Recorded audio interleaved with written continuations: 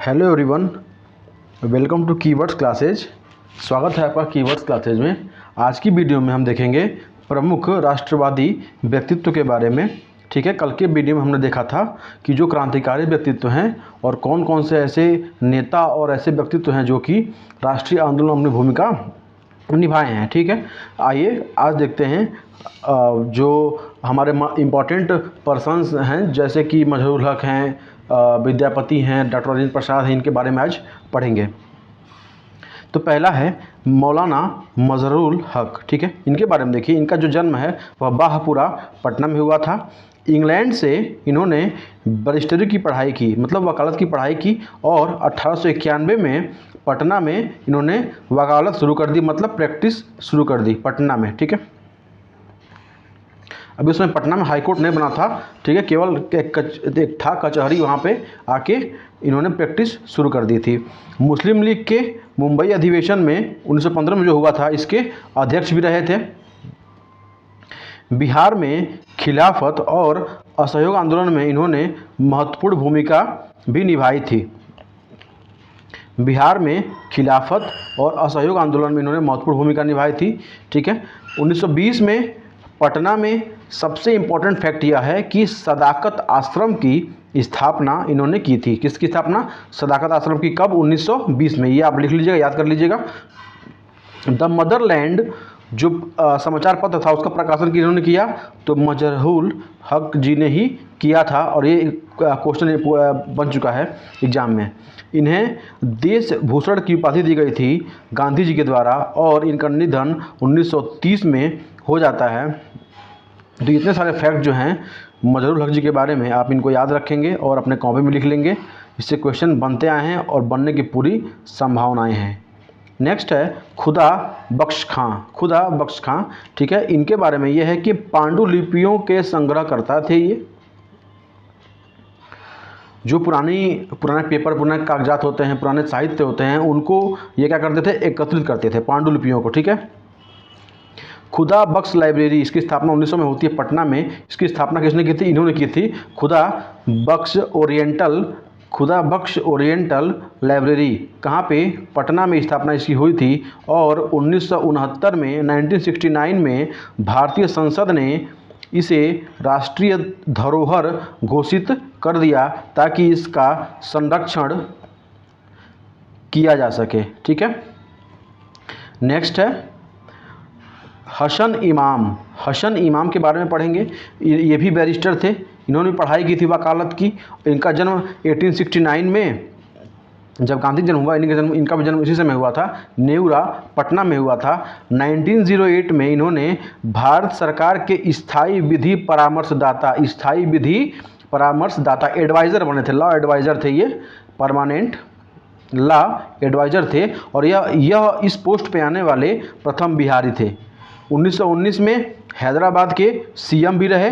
1919 में हैदराबाद के मुख्यमंत्री बने थे, और 1917 में पटना हाई कोर्ट के जज नियुक्त हुए थे। 1916 में पटना हाई कोर्ट की स्थापना हुई थी। 1917 में पटना विश्वविद्यालय की स्थापना हुई थी।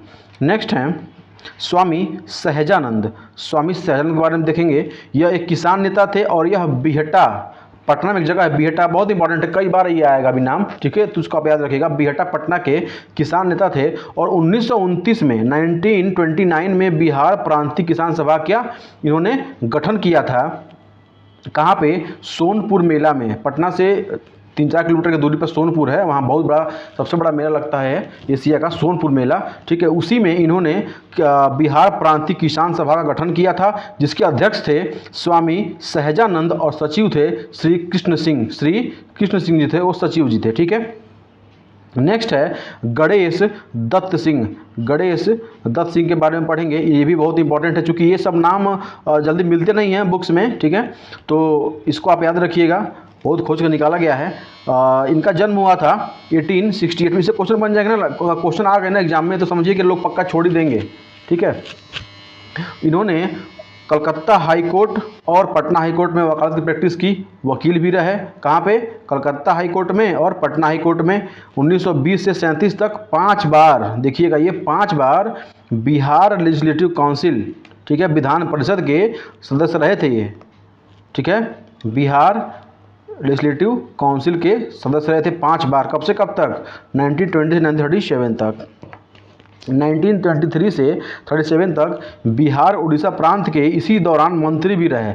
उस समय बिहार और उड़ीसा एक ही में था, बिहार और उड़ीसा एक ही में था, तो इसके ये क्या थे? मंत्री पद को भी सुशोभित किए थे। कौन? गणेश दत्त सिंह। गणेश दत्त सिंह इन्होंने इस पद को भी सुशोभित किया। आपको पता है कि 1936 में यह दोनों अलग हो जाते हैं, ठीक है, 1936 में।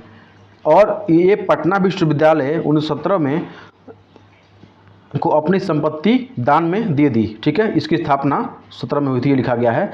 इन्होंने सबसे इम्पोर्टेंट ये है कि पटना विश्वविद्यालय को अपनी सारी संपत्ति दान में दे दी थी, ठीक है। इसके लिए भी ये जाने जाते हैं। क्वेश्चन पूछ सकता है कि ऐसा कौन सा नेता था या कौन सा व्यक्ति था जिसने अपनी संपत्ति दान में दे दी थी पटना विश्वविद्यालय को?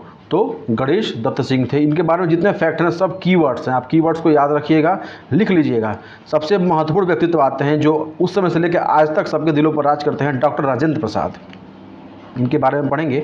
डॉक्टर राजेंद्र प्रसाद जी जो हैं, इनका जन्म 3 दिसंबर 1884 को हुआ था, 1884 में। तो इसमें आपको जो डेट दिख रहा है ना, इसमें आप याद कर लीजिए। जैसे मान लीजिए इस समय इल्बर्ट बिल आया था। इस समय कौन गवर्नर था, कौन वायसराय था, याद रखिएगा। इनका जन्म कहाँ हुआ था? जीरादेई हुआ था। जीरादेई में वो गाँव है, वहाँ पे हुआ था, जो कि वर्तमान सिवान में है। उस समय यह सारण जिले में था, कहीं कहीं लिखा होता है, ठीक है। अगर दे दे कि डॉक्टर राजेंद्र प्रसाद का जन्म कहाँ हुआ था, सिवान न हो, सारण हो, बाकी और भी कोई नाम हो, तो आप सारण आंसर में मारेंगे, ठीक है। बिहारी छात्र सम्मेलन, ठीक है, 1906 में इन्होंने इसकी स्थापना की। किसकी? बिहारी छात्र सम्मेलन। बिहार ला एक इन्होंने पत्र निकाला साप्ताहिकी 1916 में, लोगों को जागरूक करने के लिए, विधि के बारे में बताने के लिए, लॉ के बारे में बताने के लिए। 1919 से 1942 तक इन्होंने महत्वपूर्ण भूमिका निभाई। कहाँ से? रॉलेट एक्ट से, रॉलेट से लेके, ठीक है, India quit movement IQM, Bharat छोड़ो आंदोलन तक इन्होंने बहुत महत्वपूर्ण भूमिका निभाई है भारत को आज़ाद कराने में। और यह कांग्रेस के अध्यक्ष 3 बार रहे, कांग्रेस के अध्यक्ष 3 बार रहे। इनके बारे में और भी जो इम्पोर्टेंट फैक्ट हैं, 3 बार कांग्रेस के अध्यक्ष रहे, संविधान सभा के अध्यक्ष रहे, ठीक है। 1946 में 11 दिसंबर को उनको बनाया गया। भारत के प्रथम राष्ट्रपति भी रहे लगातार 2 बार। 24 जनवरी 1950 को इनको राष्ट्रपति बनाया गया पहली बार, ठीक है। इसी दिन राष्ट्रगीत, राष्ट्रगान और राष्ट्रपति तीनों का गठन किया गया और तीनों को भारतीय संविधान में शामिल किया गया, ठीक है। राष्ट्रगान याद रखिएगा। तो इसको याद करने का ट्रिक यही है, ऐसे छोटा सा ट्रिक बना लीजिए। गान, गीत, पति, ठीक है। राष्ट्रगान, राष्ट्रगीत और राष्ट्रपति, ठीक है। इंडिया डिवाइडेड इन्हीं की पुस्तक है। 28 फरवरी 1963 को सदाकत आश्रम पटना में ही इनका निधन हो जाता है। ये महत्वपूर्ण फैक्ट थे, याद रखिएगा। नेक्स्ट है जयप्रकाश नारायण जी। जयप्रकाश नारायण बहुत महत्वपूर्ण व्यक्तित्व हैं, ठीक है। इन्हीं के याद में जयप्रकाश दिवस भी मनाया जाता है। इनका जो जन्म हुआ था सिताब दियारा, उसमें सारण में था, लेकिन अब यह छपरा में है, ठीक है। 1934 में बिहार सोशलिस्ट पार्टी की स्थापना किए। किसकी अध्यक्षता में? आचार्य नरेंद्र देव की अध्यक्षता में बिहार सोशलिस्ट पार्टी की स्थापना किए। विस्कॉन्सिन यूनिवर्सिटी, यह इंपॉर्टेंट है, विस्कॉन्सिन यूनिवर्सिटी से इन्होंने MA किया इकोनॉमिक्स में। फरवरी 1940 में जमशेदपुर में इन्होंने भड़काऊ भाषण दिया, इसमें कि यह गिरफ्तार कर लिए गए और इनकी रिहाई के लिए पूरे बिहार में और लगे आंदोलन होने, और इनके आंदोलन के लिए 14 मार्च 1940 को इनको रिहा कराने के लिए लगे आंदोलन होने, और इन्हें इनकी याद में जयप्रकाश दिवस मनाया जाने लगा। 1942 में हजारीबाग जेल से फरार हो गए रामनंदन मिश्र और सूरज नारायण की सहायता से, ठीक है। तो ये इम्पोर्टेंट फैक्ट हैं, और इनके इम्पोर्टेंट फैक्ट और भी हैं। सर्वोदय आंदोलन से जुड़े रहे, भूदान आंदोलन से जुड़े रहे। 1952 में सोशलिस्ट पार्टी का गठन किया इन्होंने। 1974 में सर्वोदय क्रांति का नारा दिया कि सबका उदय हो। 1979 में फाइनली इनका देहावसान हो जाता है और इनको उपाधि दी जाती है लोक नायक की। फ्रेंड्स, एक हम वीडियो में आगे लाएंगे कि कौन कौन से नेता हैं, उनके क्या क्या उपनाम हैं, इसको भी हम लोग पढ़ लेंगे एग्जाम के पहले, ठीक है। अब हैं बाबू जगजीवन राम। बाबू जगजीवन राम के बारे में पढ़ेंगे। तो बाबू जगजीवन राम जो है, इनका जन्म चंदवा भोजपुर जिला में हुआ था। यह दलित वर्ग के प्रमुख नेता थे। बिहार के प्रथम कांग्रेस मंत्रिमंडल में यह मंत्री थे 1939 में, 38 में, सॉरी 1937 में, 1937 में यह मंत्री बने थे, ठीक है, 1937। नेहरू नेतृत्व में जब नेहरू पीएम बने थे तो उनकी गठित अंतरिम सरकार में यह श्रम मंत्री भी थे, लेबर मिनिस्टर भी थे। उप प्रधानमंत्री के पद को इन्होंने सुशोभित किया 1977 में। और इनकी पुत्री जो हैं सुश्री मीरा कुमार, यह प्रथम महिला लोकसभा स्पीकर बनने का गौरव इन्हें प्राप्त है। इन्हीं की लड़की थी मीरा कुमार। अब है अब्दुल बारी। अब्दुल बारी जी के बारे में पढ़ेंगे। और इनका जन्म 1896 में कोइलवर शाहाबाद में हुआ था। बिहार विद्यापीठ के यह प्रोफेसर थे। 1923 में स्वराज पार्टी की बिहार शाखा के सचिव थे। 1931 में 1931 में बिहार समाजवादी दल के संस्थापक सदस्य थे। 1936 में टाटा वर्कर्स यूनियन का गठन इन्होंने ही किया था।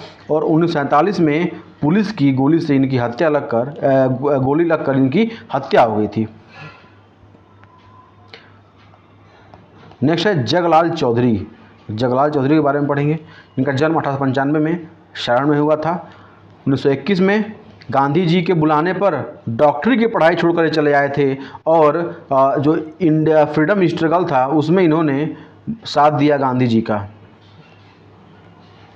1937 से 62 तक, 1937 1962 तक 5 बार बिहार विधानसभा के सदस्य रहे थे। 1946 में श्री कृष्ण सिंह मंत्रिमंडल में ये स्वास्थ्य मंत्री भी रहे थे। स्वास्थ्य मंत्री, तो जगलाल चौधरी डॉक्टरी पढ़ाई करते थे, इसके कारण इनको स्वास्थ्य मंत्री बनाया गया। और बाबू जगजीवन राम श्रम मंत्री थे। किसमें? ये नेहरू की मंत्रिमंडल में थे। और इनकी बुक है a plan to reconstruct Bharat. A plan to reconstruct Bharat, इनकी एक बुक का नाम है। कौन? जगलाल चौधरी की बुक का नाम है। अब है एसपी सिन्हा। ये भी बहुत महत्वपूर्ण है। ये भी हमारे इतिहास संविधान दोनों में पढ़ाए जाते हैं। सत्येंद्र प्रसाद सिन्हा 1919 के एक्ट के अंतर्गत बिहार सरकार के प्रथम भारतीय गवर्नर के रूप में इन्होंने 29 दिसंबर 1920 को पद ग्रहण किया, लेकिन 1921 में इन्होंने त्याग पत्र दे दिया, रिजाइन कर दिया था। अब है रामचंद्र शर्मा। रामचंद्र शर्मा ये बिहटा पटना के निवासी थे और इन्होंने फॉरवर्ड ब्लॉक जो था सुभाष चंद्र बोस का, इसमें बहुत महत्वपूर्ण भूमिका निभाई थी और इसके प्रमुख नेता भी थे बिहार क्षेत्र के। फिर है नरसिंह नारायण, समाजवादी एवं स्वतंत्रता सेनानी थे। इन्होंने भारत छोड़ो आंदोलन में सक्रिय भूमिका निभाई थी। ऊपर के बहुत इंपॉर्टेंट है, नीचे वाले इतना इंपॉर्टेंट नहीं है, लेकिन आप देख लीजिए एक बार। फिर हैं राजकुमार शुक्ल जी के बारे में कौन नहीं जानता है? राजकुमार शुक्ल जी हैं, यह मुरली भरवा गांव के निवासी किसान नेता थे और 1917 में इन्होंने गांधी जी को चंपारण बुलाया था। मोहम्मद यूनुस, इनके बारे में क्वेश्चन पूछ चुका है। 1937 के चुनाव में बिहार के प्रथम प्रधानमंत्री थे। ये देखिए, ध्यान दीजिएगा, बिहार के प्रधानमंत्री कौन थे? तो मोहम्मद यूनुस थे। उस समय सीएम का पद जो था बिहार में वह पीएम कहा जाता था। मुख्यमंत्री मतलब प्रधानमंत्री उस समय, ठीक है, तत्कालीन समय में। इस समय तो सीएम ही है, ठीक है। अब है दीप नारायण सिंह। दीप नारायण सिंह, इनके बारे में देखिए, बिहार विधानसभा के प्रथम अध्यक्ष थे। तो पूछा क्वेश्चन, बिहार विधानसभा के प्रथम अध्यक्ष कौन थे? तो दीप नारायण सिंह थे और यह प्रथम कार्यवाहक सीएम भी थे, ठीक है। नेक्स्ट है ब्रज किशोर प्रसाद। जेपी नारायण के ससुर थे। ये जेपी नारायण जी जो थे उनके ससुर थे, फादर इन लॉ थे।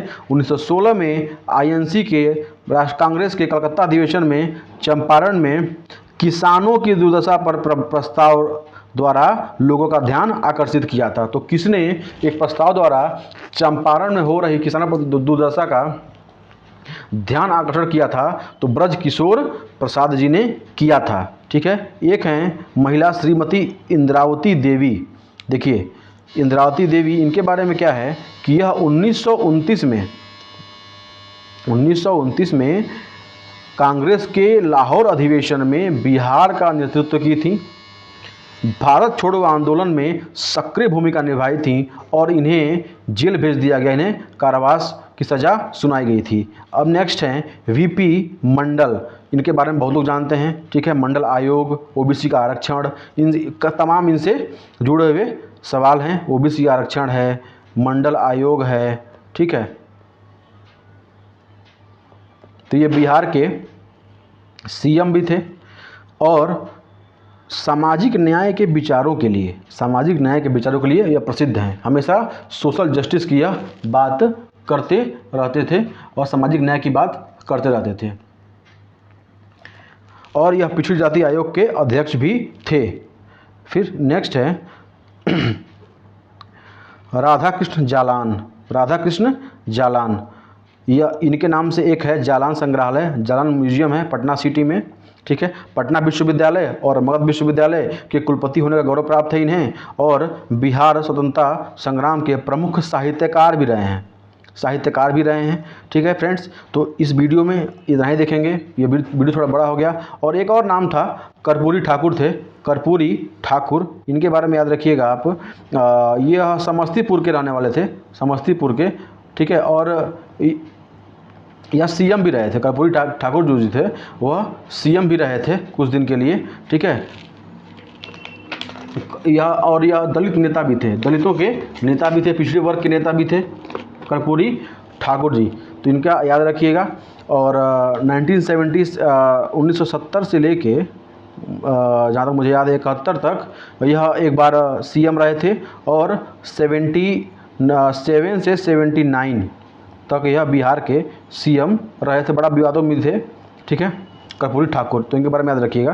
तो यह वीडियो यही समाप्त करते हैं। बिहार के महान व्यक्तित्व, महान विभूतियों का जो वीडियो है, 2 कक्षा में यह संपूर्ण हुआ है। अगर आपको यह वीडियो अच्छा लगा हो तो आप इसे लाइक, सब्सक्राइब और शेयर जरूर करिए अपने दोस्तों के साथ, ताकि ऐसे बच्चे जो कि ऐसे फैक्ट से दूर रह जाते हैं और परीक्षा में क्वेश्चन गलत करते हैं या छोड़ के चले जाते हैं, तो उनके लिए वीडियो बहुत ही हेल्पफुल साबित होगा। क्योंकि बिहार के बच्चे तो पढ़ लेते हैं, लेकिन जो बिहार के बाहर के बच्चे हैं उन्हें बिहार जीके की नॉलेज और बिहार जीके का कंटेंट नहीं मिल पाता है, उनके लिए यह रामबाण साबित होगा। आपने इतना सहयोग दिया, ठीक है, दिन पर दिन आप हमारे सब्सक्राइबर बढ़ा रहे हैं, तो इसके लिए आपको बहुत बहुत धन्यवाद फ्रेंड्स। और आप इस वीडियो को ज़्यादा से ज़्यादा शेयर करिए, लाइक करिए, सब्सक्राइब करिए। और आगे हम देखेंगे कि बिहार के जो प्रमुख व्यक्तित्व हैं, बहुत छोटे वीडियो में उनके उपनाम क्या हैं, उनके जन्म कहाँ कहाँ हुए हैं, ये भी पूछता है, ठीक है। तो ये भी देख लेंगे।